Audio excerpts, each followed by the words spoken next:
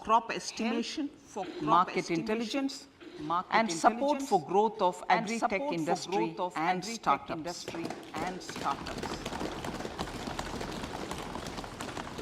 An agriculture accelerator fund will be set up to encourage agri-startups by young entrepreneurs in rural areas. The fund will aim at bringing innovative and affordable solutions for challenges faced by farmers. It will also bring in modern technologies to transform agricultural practices, increase productivity and profitability. To enhance the productivity of extra long staple cotton, we will adopt a cluster-based and value chain approach through public-private partnerships. This will mean collaboration between farmers, state and industry for input supplies, extension services and market linkages. We will launch an Atmanirbhar Clean Plant program to boost availability of disease-free, quality planting material for high-value horticultural crops at an outlay of 2,200 crores. Global hub for millets. Millets, which are Shri Anna. India is the forefront.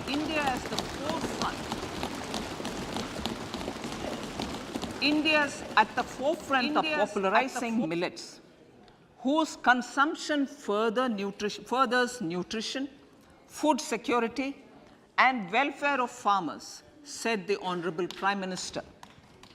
We are the largest producer and second largest exporter of Shri Anna in the world.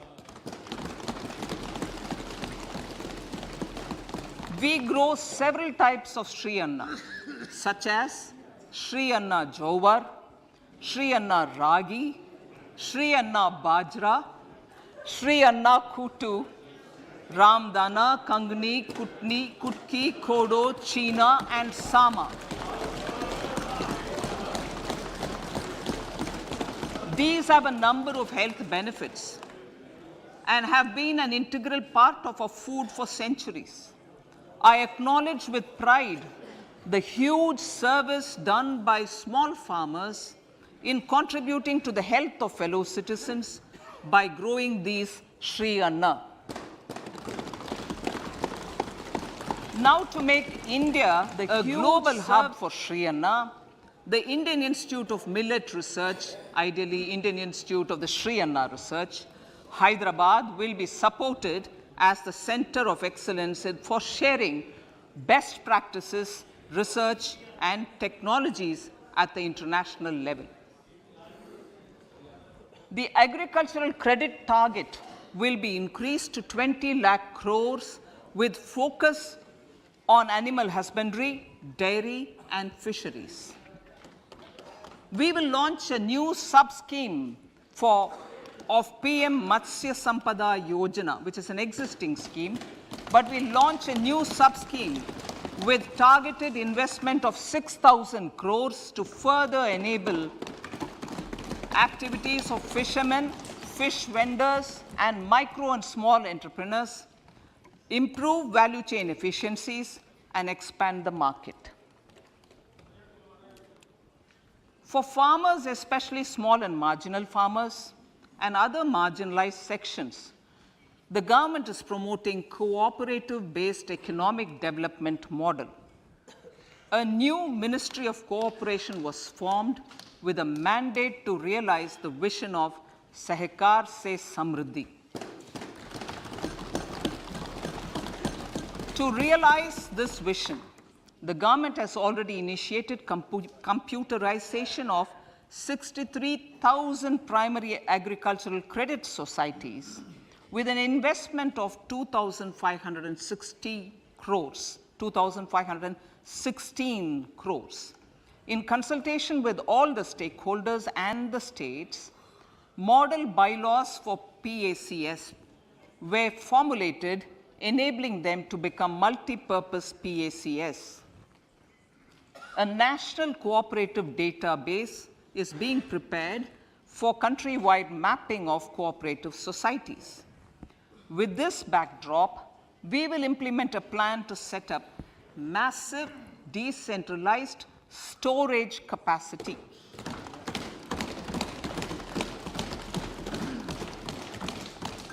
This will help farmers store their produce and realize remunerative prices through sale at appropriate times.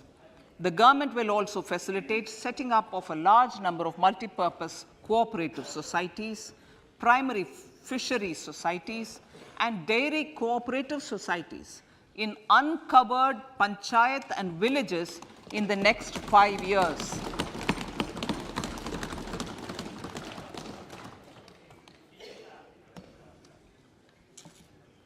Health, education, and skilling. 157 new nursing colleges will be established in co-location with the existing 157 medical colleges established since 2014. A mission to eliminate sickle cell anemia by 2047 will be launched. It will entail awareness creation, universal screening of 7 crore people in the age group of 0 to 40 years in affected tribal areas, and counseling through collaborative efforts of central ministries and state governments. Facilities in select ICMR labs, Indian Council for Medical Research Labs, will be made available for research by public and private medical college faculty and private sector R&D teams for encouraging collaborative research and innovation. A new program to promote research and innovation in pharmaceuticals will be taken up through centers of excellence.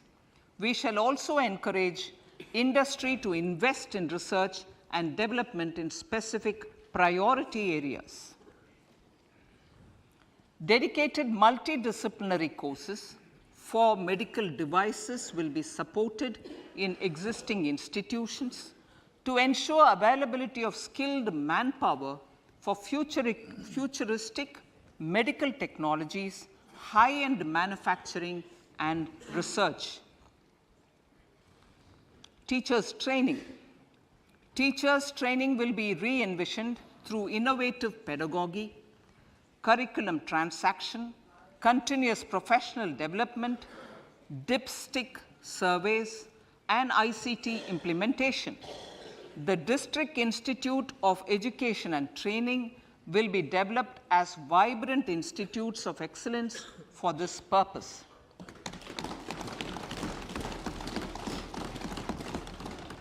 National Digital Library for Children and Adolescents. A National Digital Library for Children and Adolescents will be set up for facilitating availability of quality books across geographies, languages, genres, and levels, and device-agnostic accessibility. States will be encouraged to set up physical libraries for them at panchayat and ward levels and provide infrastructure for accessing the national digital library resources. Additionally, to build a culture of reading and to make up for pandemic time learning loss, the National Book Trust, the Children's Book Trust, and other sources will be encouraged to provide and replenish non-curricular titles in regional languages and in English to these physical libraries. Collaboration with NGOs that work in literacy will also be a part of this initiative. To inculcate financial literacy, financial sector regulators and organizations will be encouraged to provide age-appropriate reading material to these libraries. I move to priority 2, reaching the last mile. Prime Minister Vajpayee's government had formed the Ministry of Tribal Affairs and the Department of Development of Northeast Region to provide a sharper focus to the objective of reaching the last mile. Our government has formed the ministries of Ayush, Fisheries, Animal Husbandry and Dairying, Skill Development, Jal Shakti and Cooperation.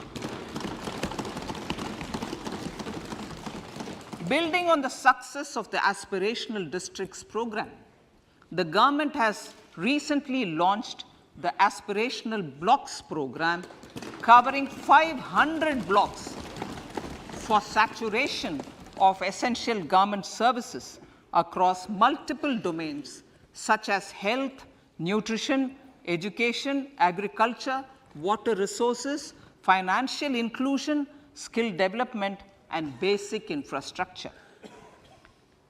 Manya Speaker, sir, Pradhan Mantri PBTG, which is Primitive Vulnerable Tribal Groups Development Mission, is being launched. To improve socio-economic conditions of the particularly vulnerable tribal groups, the PBTGs as we refer them to, Pradhan Mantri PBTG Development Mission will be launched. This will saturate PBTG families and habitations with basic facilities such as safe housing, clean drinking water and sanitation, improved access to education, health, nutrition, road and telecom connectivity, and sustainable livelihood opportunities. An amount of 15,000 crores will be made available to implement the mission in the next 3 years under the Development Action Plan for the Scheduled Tribes. Ekalavya Model Residential Schools. In the next 3 years, Center will recruit 38,800 teachers and support staff for the 740 Ekalavya Model Residential Schools, which is serving 3.5 lakh tribal students.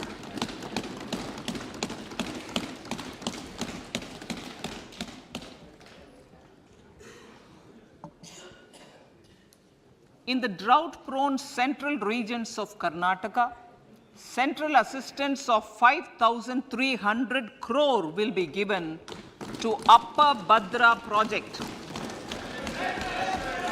to provide sustainable micro irrigation and filling up of surface tanks for drinking water. PM Awas Yojana. The outlay for PM Awas Yojana is being enhanced by 66% to over 79,000 crores. Bharat Shared Repository of Inscriptions will be set up in a digital epigraphy museum with digitization of 1 lakh ancient inscriptions in the first stage. Support for poor prisoners. For poor persons who are in prisons and unable to afford the penalty or the bail amount, required financial support will be provided. Priority number 3, infrastructure and investment.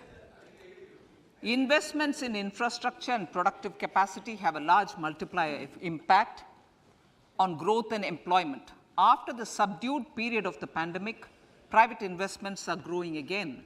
The budget takes the lead once again to ramp up the virtuous cycle of investment and job creation. Honorable Speaker, sir, the capital investment outlay is being increased steeply for the 3rd year in a row by 33% to 10 lakh crores, which would be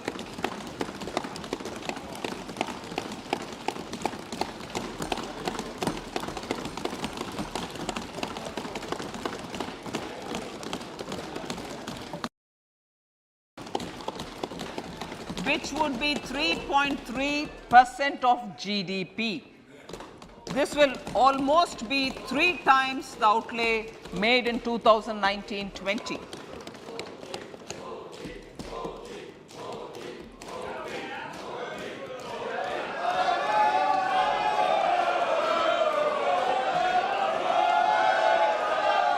This substantial increase in recent years is central to the government's efforts to enhance growth potential and job creation, crowd in private investments, and provide a cushion against global headwinds. The direct capital investment by the center is complemented by the provision made for creation of capital assets through grants and aids to state. The effective capital expenditure of the center is budgeted at 13.7 lakh crore rupees, which will be 4.5% of GDP. Support to state governments for capital investment. I have decided to continue the 50-year interest-free loan to state governments for 1 more year to spur investment in infrastructure and to incentivize them for complementary policy actions with a significantly enhanced outlay of 1.3 lakh crores. The newly established Infrastructure Finance Secretariat will assist all stakeholders for more private investment in infrastructure, including railways, roads, urban infrastructure, and power, which are predominantly depend on public resources.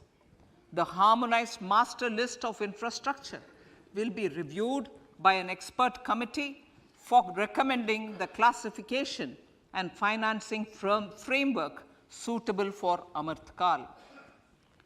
A capital outlay, I'm talking about railways now, sir, Honorable Speaker, railways. A capital outlay of 2.40 lakh crores has been provided for the railways. This is the highest ever outlay this highest ever outlay is about 9 times the outlay made in 2013-14. 100 critical transport infrastructure projects for last and first mile connectivity for ports, coal, steel, fertilizer, and food grain sectors have been identified. They will be taken up on priority with investment of 75,000 crores, including 15,000 crore from private sources. 50 additional airports, heliports, water aerodromes, and advanced landing grounds will be revived for improving regional air connectivity.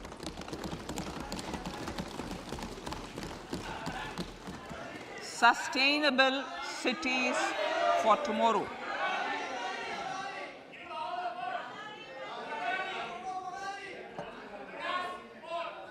States and cities will be encouraged to undertake urban planning reforms and actions to transform our cities into sustainable cities of tomorrow.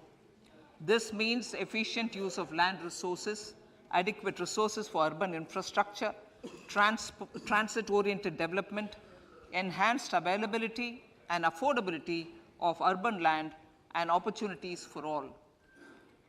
Through property tax governance reforms and ring-fencing user charges on urban infrastructure, cities will be incentivized to improve their creditworthiness for municipal bonds.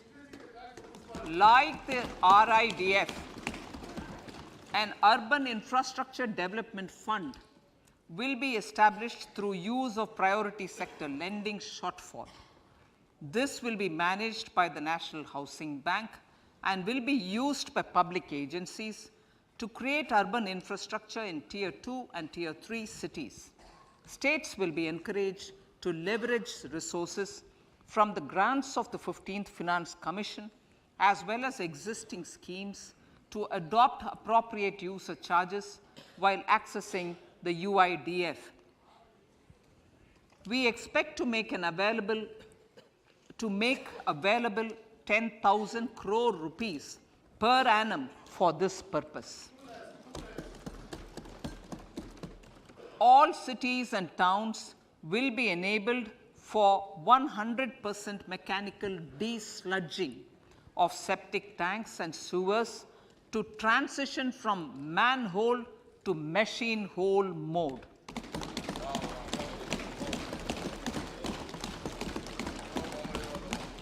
Enhanced focus will be provided for scientific management of dry and wet waste. Honorable Speaker, sir, our Prime Minister had said, good governance is the key to a nation's progress. Our government is committed to providing a transparent and accountable administration which works for the betterment and welfare of common citizens. Mission Karma Yogi. Under Mission Karma Yogi, center, states and the union territories are making and implementing capacity building plans for civil servants. The government has also launched an integrated online training platform, I Got Karma Yogi, to provide continuous learning opportunities for lakhs of government employees to upgrade their skills and facilitate people-centric approach. Sir, for enhancing ease of doing business, more than 39,000 compliances have been reduced and more than 3,400 legal provisions have been decriminalized. For furthering the trust-based governance, we have introduced the Jan Vishwas Bill to amend 42 central acts. This budget proposes a series of measures to unleash the potential of our economy. Centers of Excellence for Artificial Intelligence. For realizing the vision of Make AI in India and Make AI Work for India, 3 centers of excellence for artificial intelligence will be set up in top educational institutions. Leading industry players will partner in conducting interdisciplinary research, develop cutting-edge applications, and scalable problem solutions in the areas of agriculture, health, and sustainable cities. This will galvanize an effective AI ecosystem and nurture quality human resources in the field. National Data Governance Policy. To unleash innovation and research by startups and academia, a national data governance policy will be brought out. This will enable access to anonymized data. The KYC process will be simplified, adopting a risk-based instead of one-size-fits-all approach. The financial sector regulators will also be encouraged to have a KYC system fully amenable to meet the needs of digital India. One-stop solution for identity and address updating. A one-stop solution for reconciliation and updating of identity and address of individuals maintained by various government agencies, regulators, and regulated entities will be established using DigiLocker service and Aadhaar as foundational identity. Speaker, sir, common business identifier. For the business establishments required to have a permanent account number, the PAN will be used as the common identifier for all digital systems of specified government agencies. This will bring ease of doing business, and it will be facilitated through a legal mandate. For obviating the need for separate submission of same information to different government agencies, a system of unified filing process will be set up. Such filing of information or return in simplified forms on a common portal will be shared with other agencies as per the filer's choice.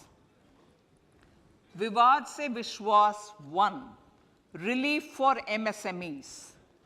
In cases of failure by MSMEs to execute contracts during the COVID period, 95% of the forfeited amount relating to the bid or performance security will be returned to them by government and government undertakings.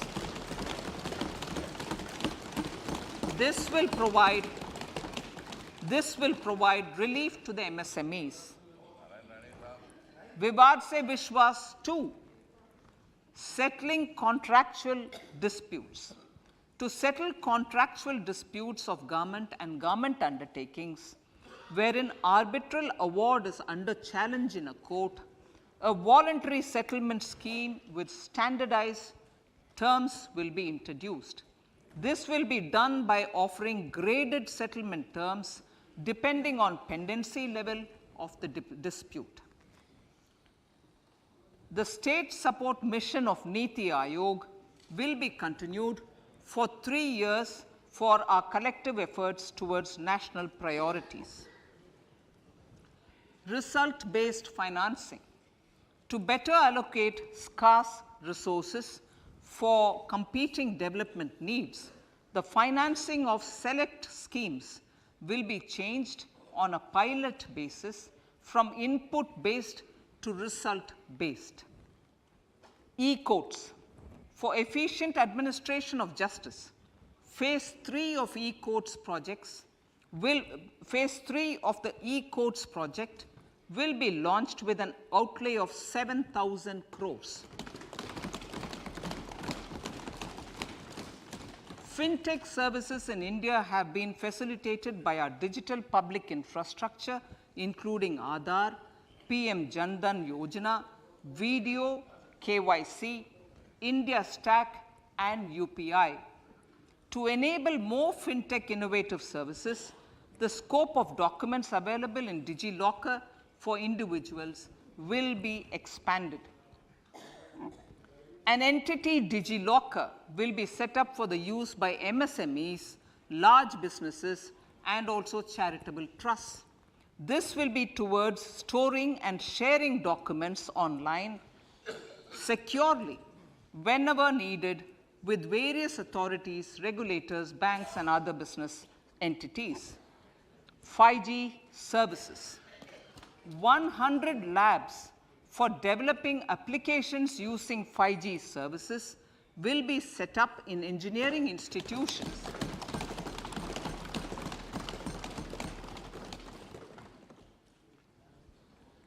To realize a new range of opportunities, business models, and employment potential.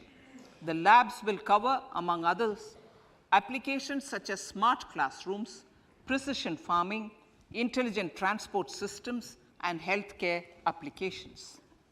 Lab-grown diamonds. Lab-grown diamonds is a technology and innovation-driven emerging sector with high employment potential. These environment-friendly diamonds, which have optically and chemically the same properties as natural diamonds.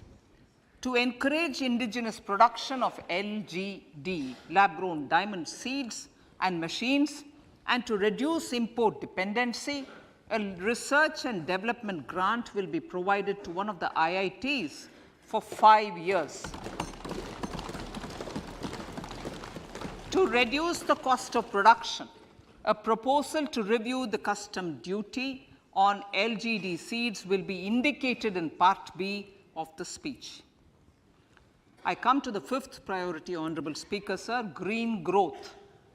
Honorable Prime Minister has given a vision for life or lifestyle for environment to spur a movement of environmentally conscious lifestyle.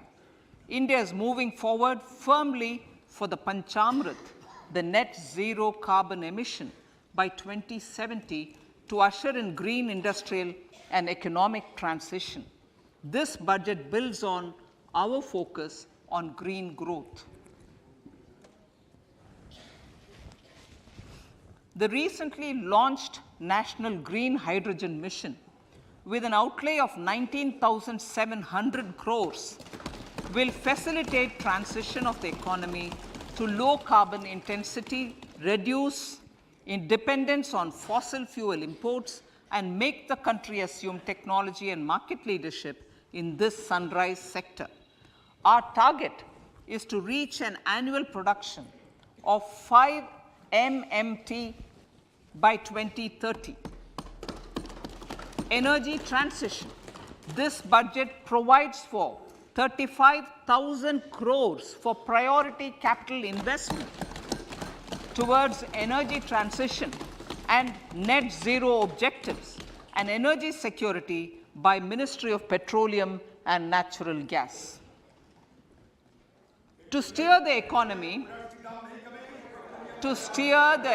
on sustainable development path, battery energy storage systems with capacity of 4,000 MWH will be supported with viability gap funding.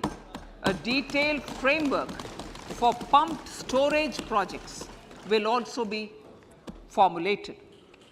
Renewable energy evacuation. The interstate transmission system for evacuation and grid integration of 13 gigawatt renewable energy from Ladakh will be constructed with investment of 20,700 crore, including central support of 8,300 crores. Green credit program. For encouraging behavioral change, a green credit program will be notified under the Environment Protection Act. This will incentivize environmentally sustainable and responsive actions by companies, individuals, and local bodies, and help mobilize additional resources for such activities. PM Program for Restoration, Awareness, Nourishment, and Amelioration of Mother Earth, PM Pranam, will be launched to incentivize states and union territories to promote alternative fertilizers and balanced use of chemical fertilizers. Go Bardhan scheme. 500 new waste to wealth plants under Go Bardhan, galvanizing organic bio-agro resources done. Go Bardhan scheme will be established for promoting circular economy. These will include 200 compressed biogas plants, including 75 plants in urban areas, and 300 community or cluster-based plants at a total investment of 10,000 crores. I will refer to this in Part B also. In due course, a 5% CBG mandate will be introduced for all organizations marketing natural and biogas. For collection of biomass and distribution of biomanure, appropriate fiscal support will also be provided.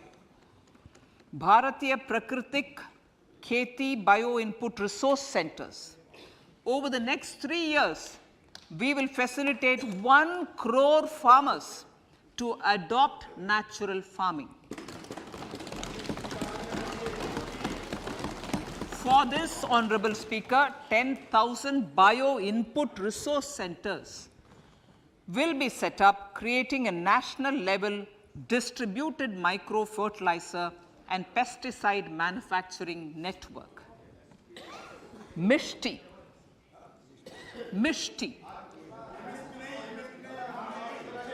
Building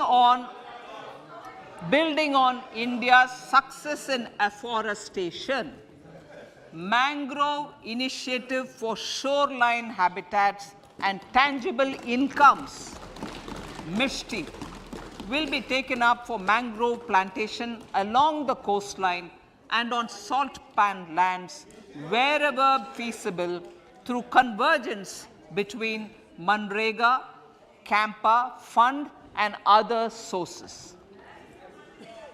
Amrit Dharohar.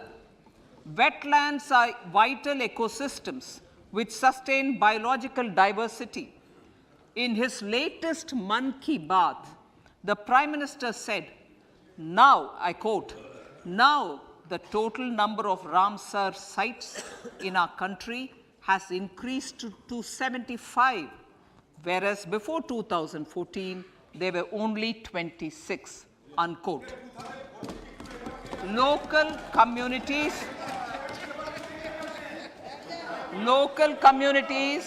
have always been at the forefront of conservation efforts. The government will promote their unique conservation values through Amrit Dharohar, a scheme that will be implemented over the next 3 years to encourage optimal use of wetlands and enhance biodiversity, carbon stock, ecotourism opportunities, and income generation for local communities.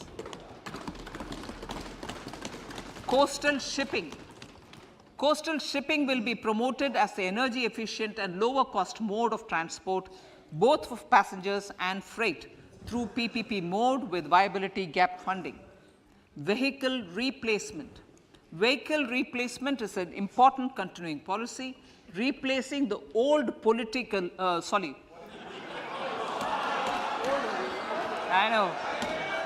replacing, absolutely, thank you. Replacing old polluting vehicles. May be applicable, right? Replacing old polluting vehicles is an important part of greening our economy. In furtherance of the vehicle scrapping policy mentioned in Budget 21-22, I have allocated adequate funds to scrap old vehicles of the central government. States will also be supported in replacing old vehicles and old state ambulances. Honorable Speaker, sir, I move to priority 6, youth power. To empower our youth and help the Amrit PD realize their dreams, we have formulated the National Education Policy, which is very wide in its scope, but one of the things is also to focus on skilling, adopted economic policies that facilitate job creation at scale and have supported business opportunities. Pradhan Mantri Kaushal Vikas Yojana. Pradhan Mantri Kaushal Vikas Yojana 4.0 will be launched to skill lakhs of youth within the next 3 years. On-job training, industry partnership, and alignment of courses with needs of industry will be emphasized. The scheme will also cover new age courses for Industry 4.0 like coding, AI, robotics, mechatronics, IoT, 3D printing, drones, and other soft skills. To skill youth for international opportunities, 30 Skill India International Centers will be set up across different states. The digital ecosystem for skilling will be further expanded with the launch of a unified platform for enabling demand-based formal skilling, linking with employers including MSMEs, and facilitating access to entrepreneurship schemes. To provide stipend support to 47 lakh youths in 3 years, direct benefit transfer under a pan-India national apprenticeship promotion scheme will be rolled out. Tourism. Honorable Speaker, sir, with an integrated and innovative approach, at least 50 destinations will be selected through challenge mode. In addition to aspects such as physical connectivity, virtual connectivity, tourist guides, high standards for food streets and tourist security. All the relevant aspects would be made available on an app to enhance tourist experience. Every destination would be developed as a complete package. The focus of development of tourism would be on domestic as well as foreign tourists.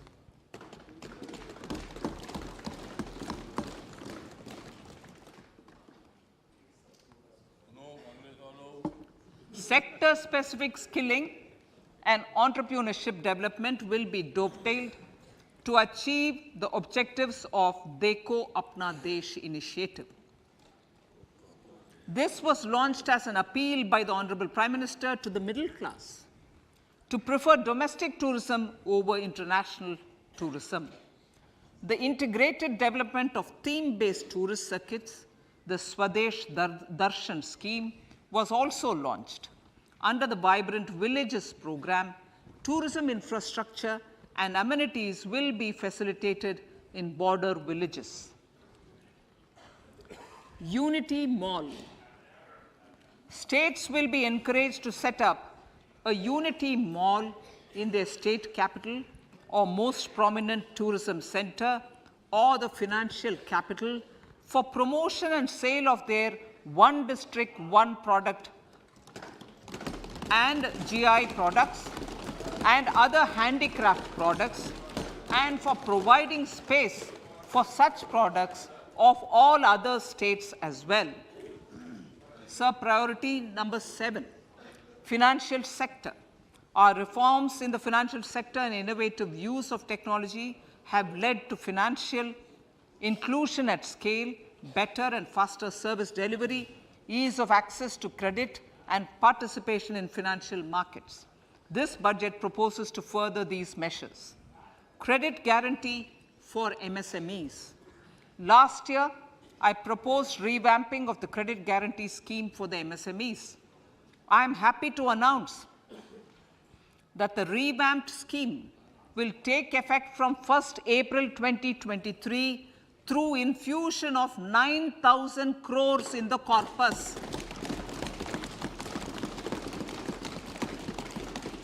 This will enable additional collateral-free guaranteed credit of 2 lakh crores of rupees. Further, the cost of credit will be reduced by about 1%.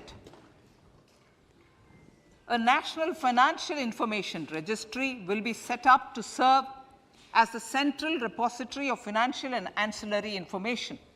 This will facilitate efficient flow of credit, promote financial inclusion, and foster financial stability. A new legislative framework will govern this credit public infrastructure and will be designed in consultation with the RBI. To meet the needs of Amritkal and to facilitate optimum regulation in the financial sector, public consultation, as necessary and feasible, will be brought to the process of regulation making and issuing subsidiary directions. To simplify, to ease, and to reduce cost of compliance, financial sector regulators will be requested to carry out a comprehensive review of existing regulations. For this, they will consider suggestions from public and regulated entities. Time limits to decide the application under various regulations will also be laid down. Honorable Speaker, sir, to enhance business activities in GIFT IFSC, the following measures will be taken. Delegating powers under the SEZ Act to the IFSCA to avoid dual regulation.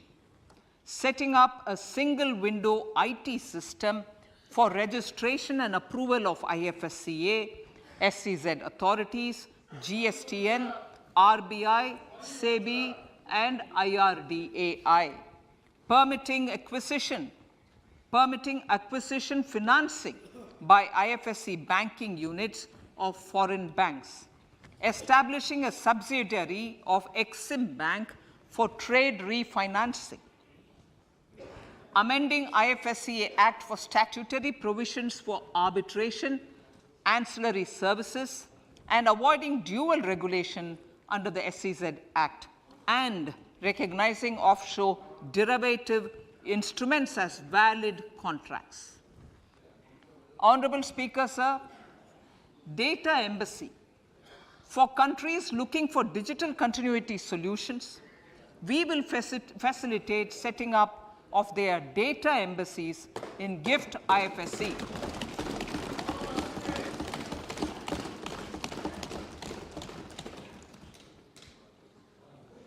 Improving governance and investor protection in banking sector. To improve bank governance and enhance investors' protection, certain amendments to the Banking Regulation Act, the Banking Companies Act, and the Reserve Bank of India Act are being proposed. Capacity building in securities market.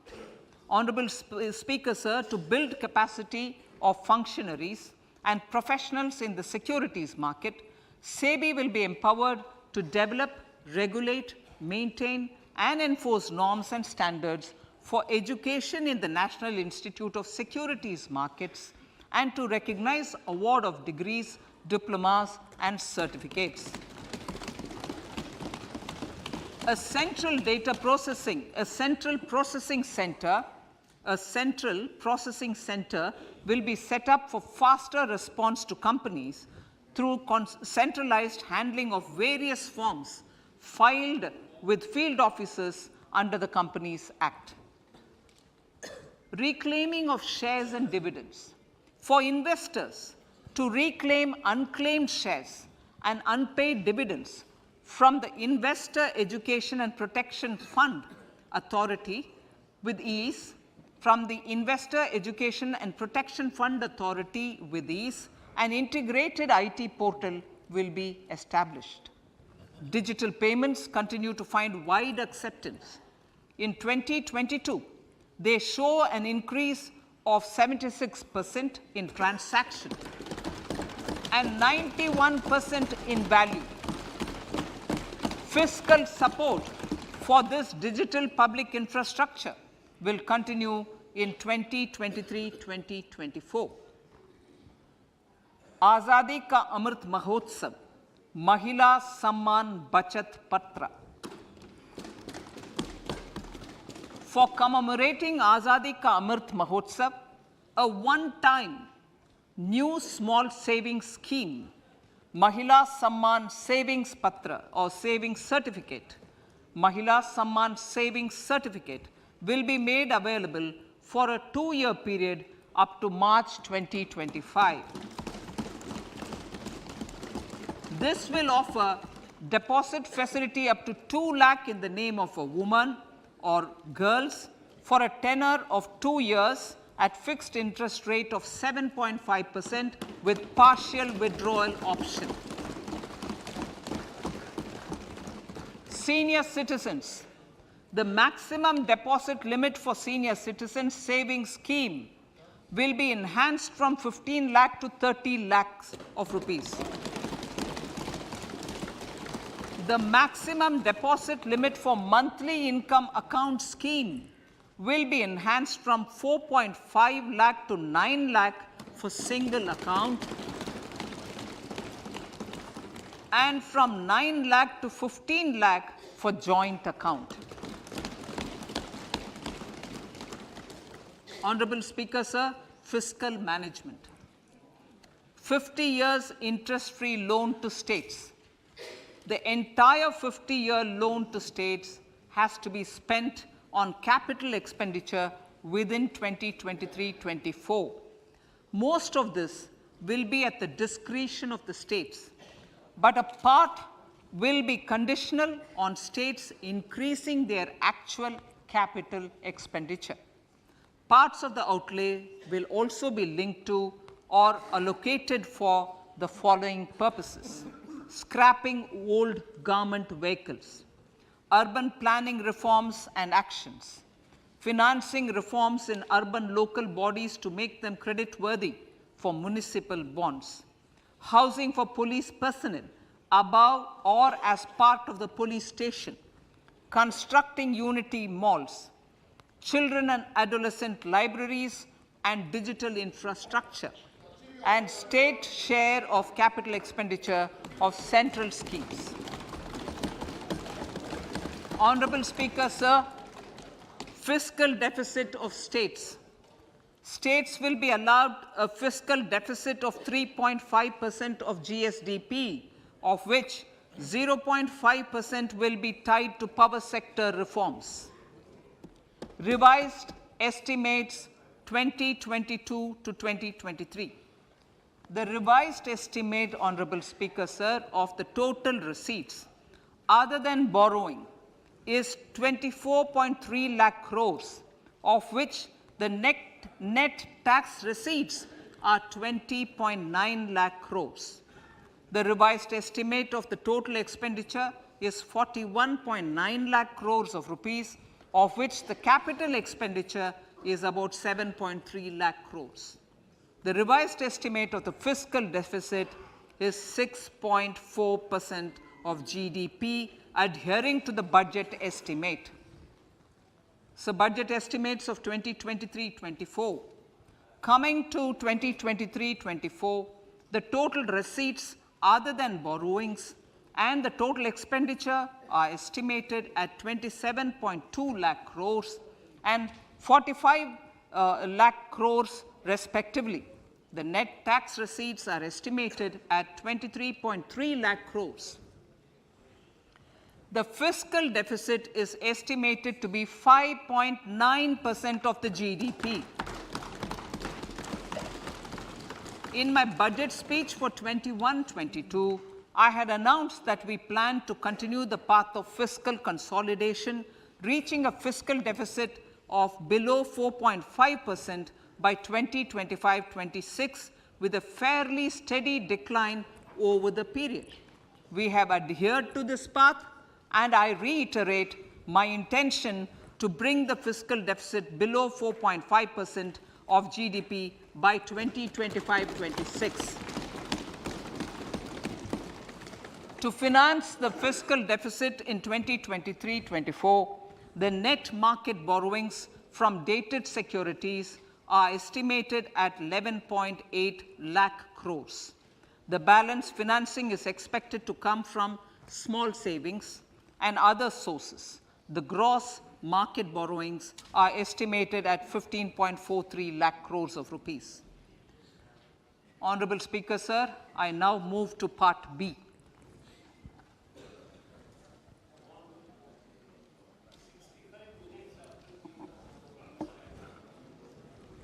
Indirect taxes. My indirect tax proposals will aim to promote exports, boost domestic manufacturing, enhance domestic value addition, encourage green energy and mobility. A simplified tax structure with fewer tax rates helps in reducing compliance burden and improving tax administration. I propose to reduce the number of basic customs duty rates on goods other than textiles and agriculture from 21 to 13. As a result, there are minor changes in the basic custom duties, cesses and surcharges on some items including toys, bicycle, automobiles and naphtha. Green mobility. To avoid cascading of taxes on blended compressed natural gas, I propose to exempt excise duty on GST paid compressed biogas contained in it. To further provide impetus to green mobility, customs duty exemptions is being extended to import of capital goods and machinery required for manufacture of lithium-ion cells for batteries used in electrical vehicles as well. Electronics. As a result of various initiatives of the government, including phased manufacturing program, mobile phone production in India has increased from 5.8 crore units valued at about 18,900 crore in 2014-15 to 31 crore units valued at 2,75,000 crore in the last financial year. To further deepen domestic value addition in manufacturing of mobile phones, I propose to provide relief to customs duty. I propose to provide relief in customs duty on import of certain parts and inputs like camera lens, and continue the concessional duty on lithium-ion cells for batteries for another year. Similarly, to promote value addition in manufacture of televisions, I propose to reduce the basic customs duty on parts of open cells of TV panels to 2.5%. Electrical, to rectify inversion of duty structure and encourage manufacturing of electric kitchen chimneys, the basic custom duty on electric kitchen chimney is being increased from 7.5% to 15%, and that on heat coils for these is proposed to be reduced from 20% to 15%. Chemicals and petrochemicals. Denatured ethyl alcohol is used in chemical industry. I propose to exempt basic customs duty on it. This will also support the ethanol blending program and facilitate an endeavor for energy transition. Basic customs duty is also being reduced on acid grade fluorospar from 5% to 2.5% to make the domestic fluorochemicals industry competitive. Further, the basic customs duty on crude glycerine for use in manufacture of epichlorohydrin is proposed to be reduced from 7.5% to 2.5%.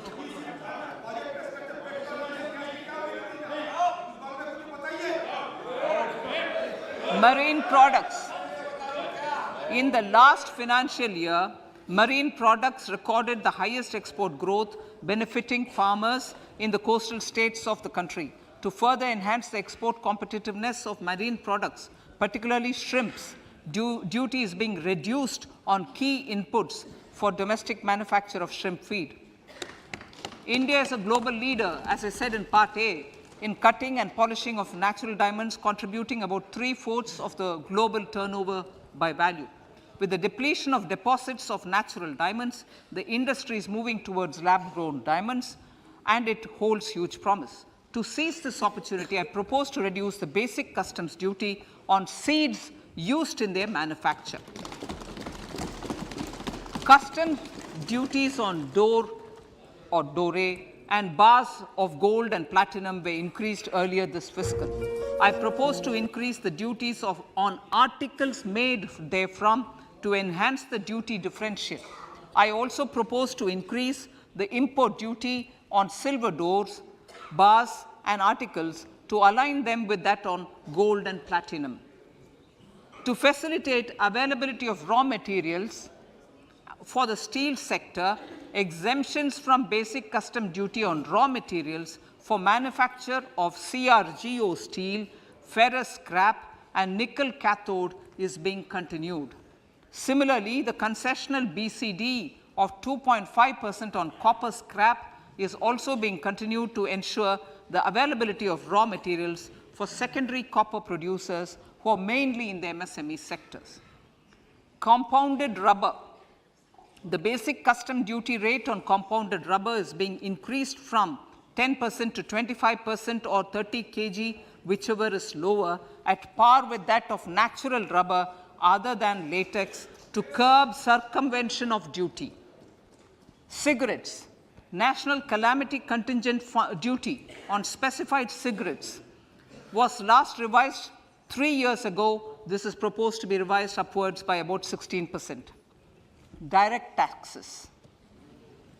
I now come to my direct tax proposals. Honorable Speaker, these proposals aim to maintain continuity and stability of taxation, further simplify and rationalize various provisions to reduce the compliance burden, promote the entrepreneurial spirit, and provide tax relief to citizens.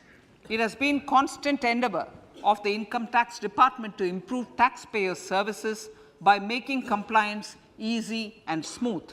Our taxpayers portal received a maximum of 72 lakh returns in a day, processed more than 6.5 crore returns this year. Average processing period reduced from 93 days in financial year 13-14 to 16 days only now. And 45% of the returns were processed within 24 hours. We intend to further improve this, roll out the next generation common IT return form for taxpayer convenience, and also plan to strengthen the grievance redressal mechanism. MSMEs and professionals. MSMEs are growth engines of our economy. Micro enterprises with turnover up to 2 crore of rupees and certain professionals with turnover of up to 50 lakh rupees can avail the benefit of presumptive taxation.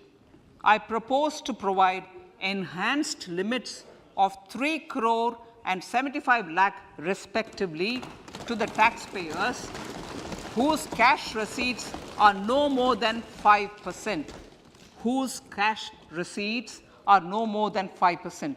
Moreover, to support MSMEs in timely receipt of payments, I propose to allow deduction for expenditure incurred on payments made to them only when payment is actually made. Cooperation. Cooperation is a value to be cherished. In realizing our Prime Minister's goal for Sehkar Se Samriddhi and his resolve to connect the spirit of cooperation with the spirit of Amrit Kal, in addition to the measures proposed in Part A, I have a slew of proposals for the cooperation sector.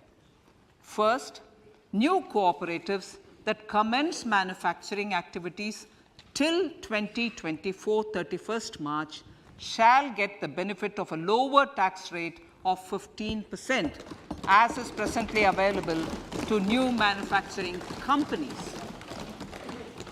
Secondly, I propose to provide an opportunity to sugar cooperatives to claim payments made to sugarcane farmers for the period prior to the assessment year 2016-17 as expenditure.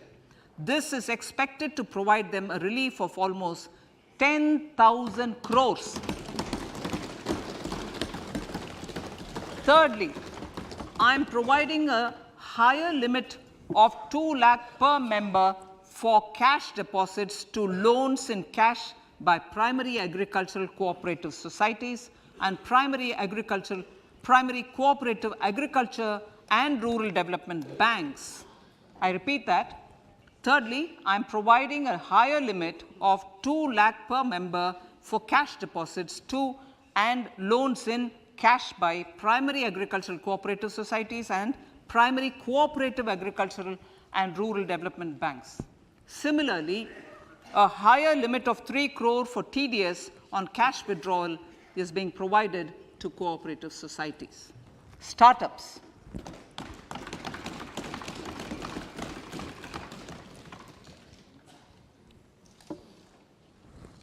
Entrepreneurship is vital for a country's economic development. We have taken a number of measures for startups and they have borne results.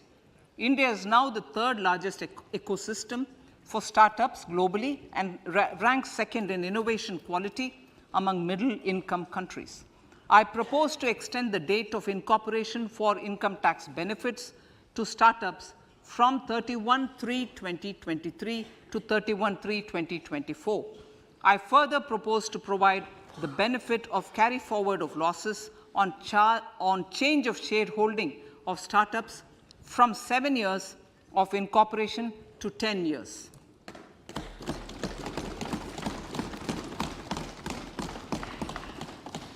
To reduce the pendency of appeals at commissioner level, I propose to deploy about 100 joint commissioners for disposal of small appeals.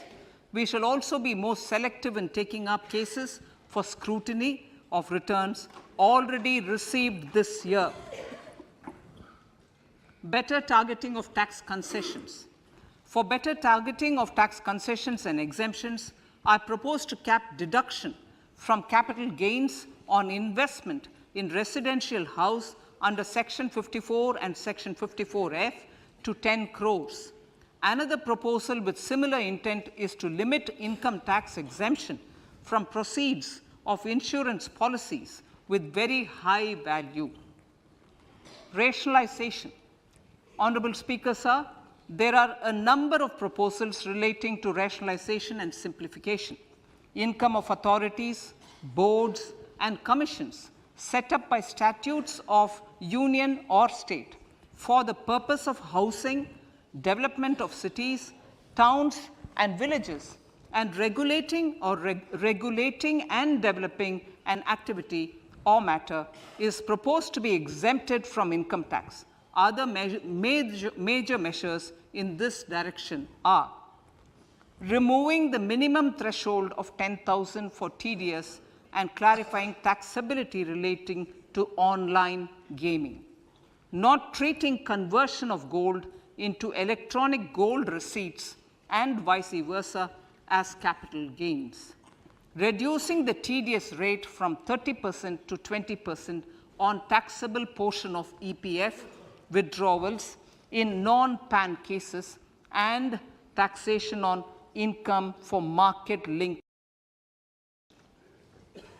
Other major proposals in the finance bill relate to the following: extension of period of tax benefits to funds relocating to IFSC, GIFT City till 31/3/2025, decriminalization under Section 276A of the Income Tax Act, allowing carry forward of losses on strategic disinvestment, including that of IDBI Bank, and providing EEE status to Agniveer Fund. Personal income tax.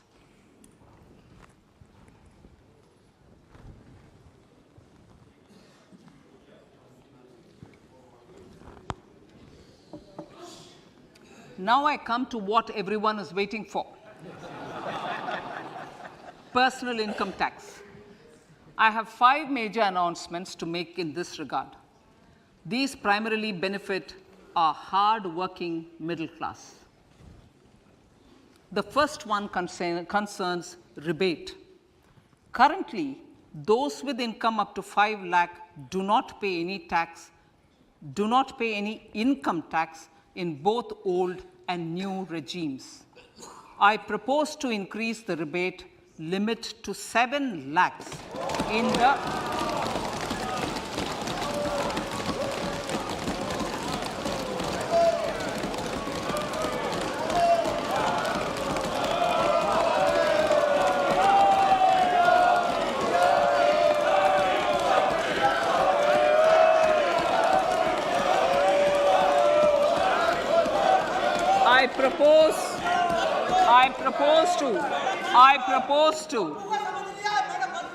I propose to increase the rebate limit to 7 lakh in the new tax regime.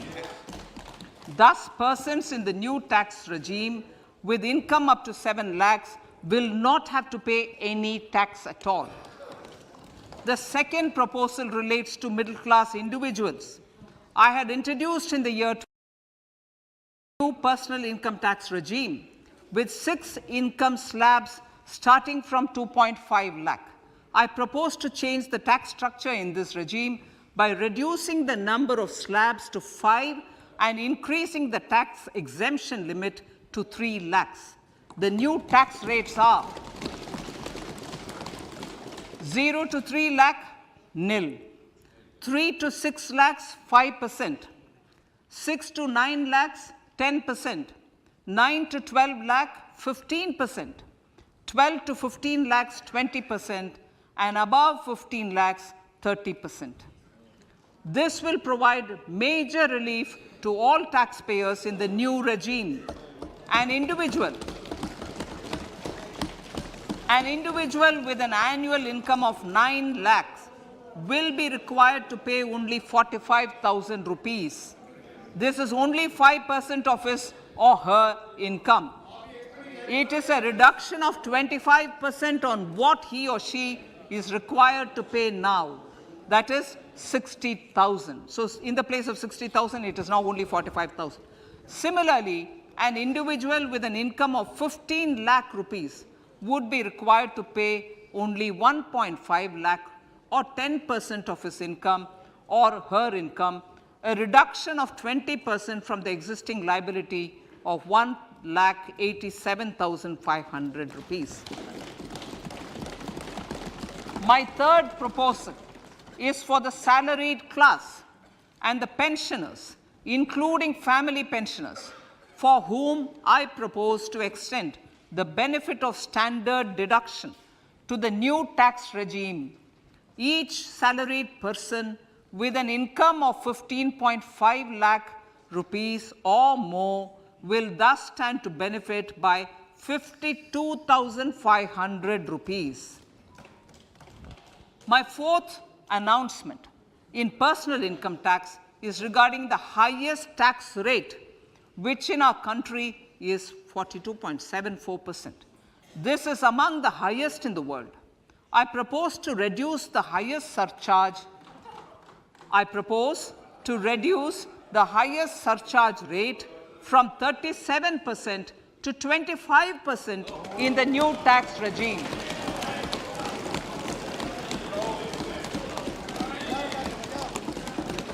This would result in reduction of the maximum rate. This would result in the reduction of the maximum tax rate to 39%. Lastly, the limit of 3 lakh rupees for tax exemption on leave encashment on retirement of non-government salaried employees was last fixed in the year 2002, when the highest basic pay in the government was only 30,000 rupees per month. In line with the increase in the government salaries, I am proposing to increase this limit to 25 lakh rupees.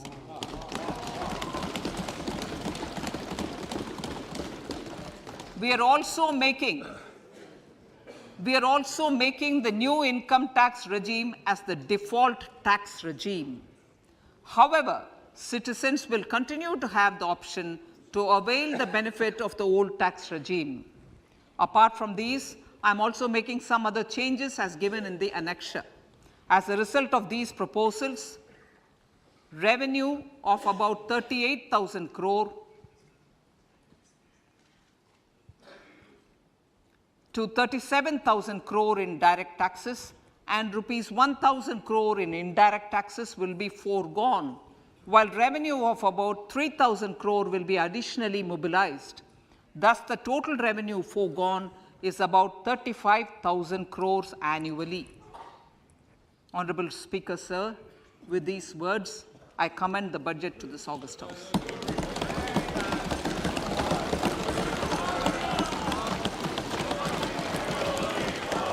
One hour, 25 minutes. Item number 1, माननीय item number 2, Shrimati Nirmala Sitharaman ji. Sir, with your permission, I lay on the table of the following statements. Under Section 3(1) of the Fiscal Responsibility Budget Management Act 2003, 1. Medium-term fiscal policy cum fiscal policy strategy statement and macroeconomic framework statement. माननीय सदस्यगण, जैसा कि आपको समाचार भाग 2 के माध्यम से पहले ही सूचित किया जा चुका है कि माननीय वित्त मंत्री जी के बजट भाषण की प्रतियां हार्ड कॉपी के रूप में उपलब्ध कराई गई है.